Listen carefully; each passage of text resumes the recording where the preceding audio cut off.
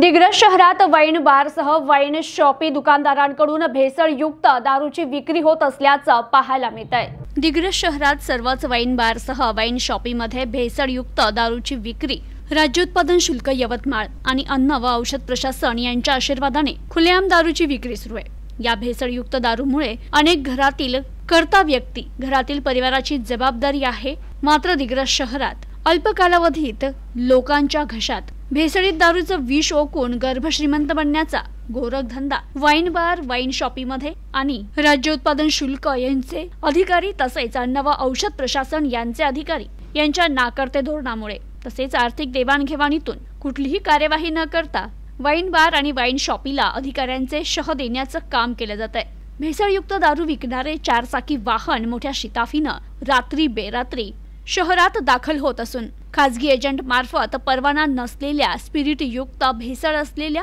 दारूच्या पेट्या wine shop आणि वाईन बार यांना बेकायदा विक्रीसाठी दिल्या जात आहेत। अशा भेसळयुक्त दारूच्या सेवनामुळे आरोग्य धोक्यात येऊन अनेकांच्या किडन्या फेल झाल्यात। त्यामुळे परिवारातील सदस्यांनी मोठा हंबरडा फोडलाय। भेसळयुक्त दारू विक्री करणाऱ्या वाईन बार आणि वाईन शॉपसह अधिकाऱ्यांवर विभागीय आयुक्तांनी टीम गठीत करावी आणि दुकानाच्या परिसरातील सीसीटीव्ही कॅमेऱ्यांची पाहणी करत भेसळयुक्त दारू विक्रीसाठी आलेलं वाहन आणि अवैध दारू साठा त्यावरून निष्पन्न होईल।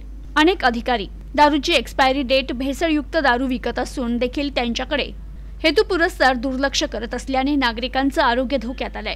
याची उच्चस्तरीय चौकशी करण्याची मागणी नागरिक करतायत। प्रतिनिधी अजित महिंद्रे, न्यूज टुडे 24, दिग्रस, यवतमाळ।